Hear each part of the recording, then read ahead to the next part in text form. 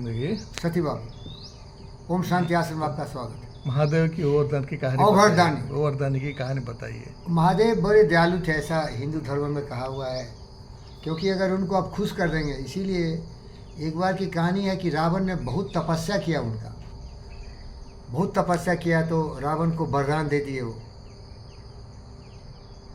और रावण क्या किया, उनका जो मूर्ति था उसको लेके जा रहा था गलत जगह लंका में, तो बैद्यनाथ धाम जानते हैं कि वही इतना मूत्र उसको दे दिए महादेव की, तो गलत में वरदान दे दिया इसको।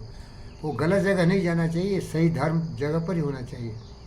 तो बोले थे कि तुम क्या करना, ये मूर्ति लेके डायरेक्ट वहाँ चला जाना जहाँ लगाना है, अपने देश चला जाना, कहीं रखना नहीं, तो रखेगा तो उठेगा नहीं। अब इसको इतना मूत्र लग गया महादेव को कि वो ज़मीन पर रख दिया और वही बैद्यनाथ धाम हो गया। और मूत्र त्याग के बाद हाथ धो के जब उठाने लगा तो आपका हिमालय से भी ज़्यादा हेवी हो गया और नहीं उठ गए।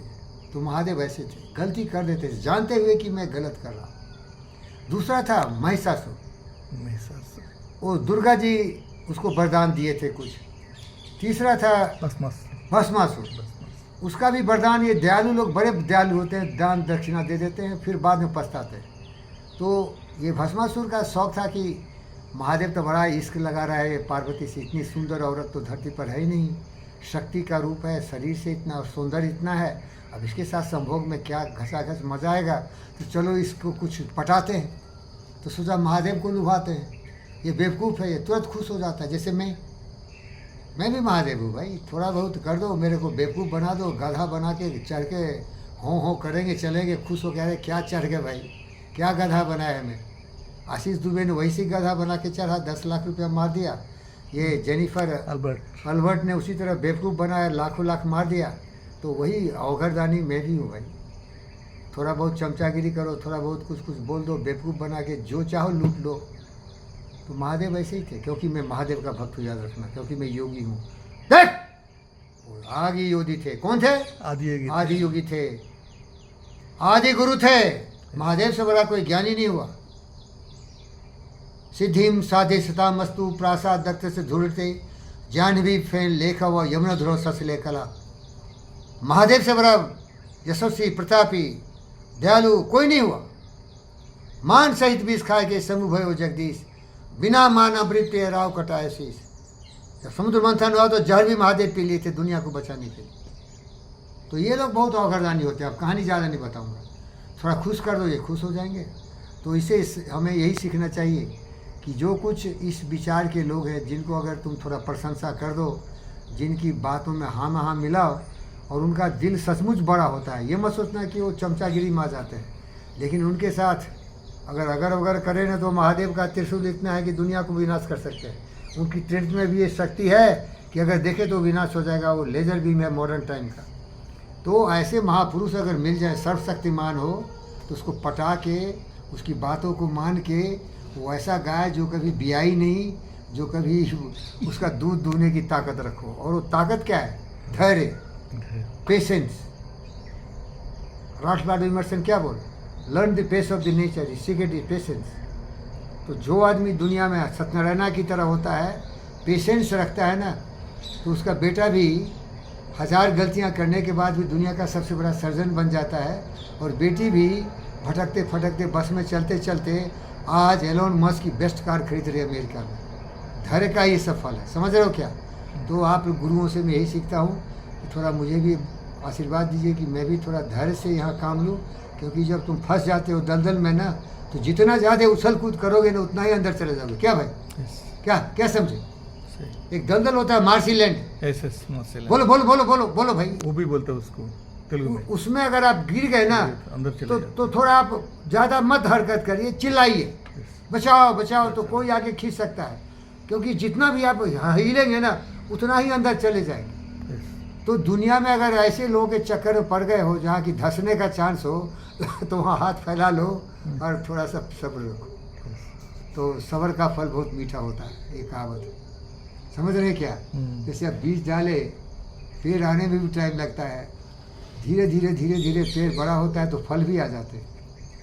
लेकिन कोई आदमी बीज डाल के डेली उखाड़ उखाड़ के देखे तो बीज भी खत्म हो जाता है, खेल वहीं खत्म हो जाता है। तो सेवा में मेवा है और पेशेंस में भी मेवा है, ये सबसे बड़ी दौलत है। वो व्यक्ति सबसे महान है जिसमें धैर्य होता है, पेशेंस होता है। आप देखिए पुतिन को धैर्य नहीं है, जेलेंस्की को धैर्य नहीं है, डोनाल्ड ट्रंप को धैर्य नहीं है, इसीलिए छिछड़ा है। ये क्या है?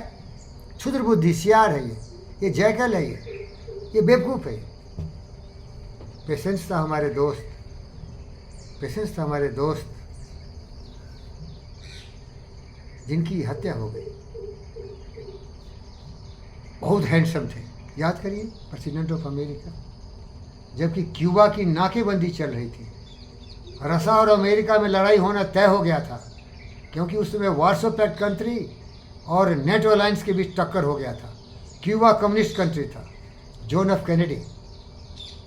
क्यूबा की नाकेबंदी कर दिए थे जॉन एफ कैनेडी, और अमेरिका रसा एकदम वार के लिए तैयार था, एटॉमिक वार होना था। लेकिन दोनों ने धैर्य रखा। वहाँ का कौन था अभी मुझे याद नहीं रहा, लेकिन जॉन एफ कैनेडी थे। फिडेल कास्ट्रो था उधर क्यूबा में। क्यूबा का तो वो था, लेकिन उसका जो सर्वशक्तिमान समर्थक था वो तो रसा था ना, रशिया। अरे कम्युनिस्ट कंट्री रसा था ना ऐसे- भाई, ऐसे- वार्सो पैक्ट कंट्री था ना, ऐसे- बहुत सारे देश थे उसमें, सारे टूट गए ना भाई। ऐसे 16 या 15 कुछ राष्ट्र थे ऐसे जो कि वार्सो पैक्ट में थे। नेटो में अभी 33-34 हो गया है। ऐसे तो वो पेशेंस दिखाए थे और उनका लेक्चर थोड़ा सा सुना था। स्टालिन है। जॉन एफ कैनेडी बोले नहीं यार, ऐसे कैनेडी साहब अमेरिकन प्रेसिडेंट थे। अमेरिकन प्रेसिडेंट, हाँ, रशिया का काउंटर पार्ट। मुझे हमको याद नहीं आ रहा भाई, मैं इतिहास भूल गया हूँ। तो उन्होंने यही कहा था, peace is not impossible, peace can be attained and peace is the need of the world. If there is no peace the world can not survive, and peace is at danger when man has lost his wits and ends. It is a man-made crisis. The war is a man-made crisis. The struggle and the conflict is not natural. It is the weakness of the mankind. If the mankind want to save the world and want in peace, it can be done. I am telling you the summary, not quoting exactly. So thank you, Sati Babu. ऐसे लोग जो कि बहुत शक्तिशाली हों, वहाँ धैर्य काम देता है। और मैं पेशेंस पर ही सारे लेक्चर दिया। पेशेंस रखो, लेकिन जब हद पार हो जाए तो पेशेंस कभी कभी टूट जाता है। और कई हिंदी का भी कविता सुनाते हैं, बूंद आकाश सही किसे घर के खल के बचन संसा जैसे, खोद खाद धरती से काट कूट बनाए, कुटिल बचन साधु से और उसे सहा न जाए। क्षमा वरण को चित है छोटन को उत्पात, विष्णु का क्या घटी गया जब नीरग ने मारी लात। अरे सबर का फल बहुत मीठा होता है, जो तुम्हारे पास है भाई। तुम कभी भी उत्तेजित नहीं होते, तुम्हारा दिमाग तभी भी काम करता है। कोई गाली दे, पत्थर मारे, लाठी मारे, तुम उठोगे कहोगे अरे भाई इतना जोर से क्यों करते, छोटा जाता हूँ भाई, थोड़ा शांत हो जाएगा तो आना। और ट्रीटमेंट भी फ्री करूँगा, कुछ मिठाई उठाई भी खिलाऊंगा, ब्रेकफास्ट के लिए भी आ जाओ, दावत भी देता हूँ। और ये सब मारपीट मत करो भाई, मैं कमज़ोर आदमी का ड्यूटी टूट जाएगा। आप उसका जवाब उसकी लैंग्वेज में नहीं दोगे, आप बुद्ध की तरह बोलेंगे हो गया, शांति शांति शांति, भैया मैं कुछ गलत किया है तो बताओ क्या गलती हुई, मैं माफ़ी मांग लेता हूँ। पहले ही फ्री माफ़ी मांग लो, फिर बताओ, वो आदमी ठंडा हो जाए। अगर कहीं आग लगता है ना तो उसमें तेल मत डालो, उसमें डीजल पेट्रोल मत डालो, उसमें क्या करो थोड़ा पानी डाल दो तो आग शांत हो जाएगा। पानी का मतलब अमृत वाणी, अच्छे काम करोगे तो शांत हो। ओम शांति।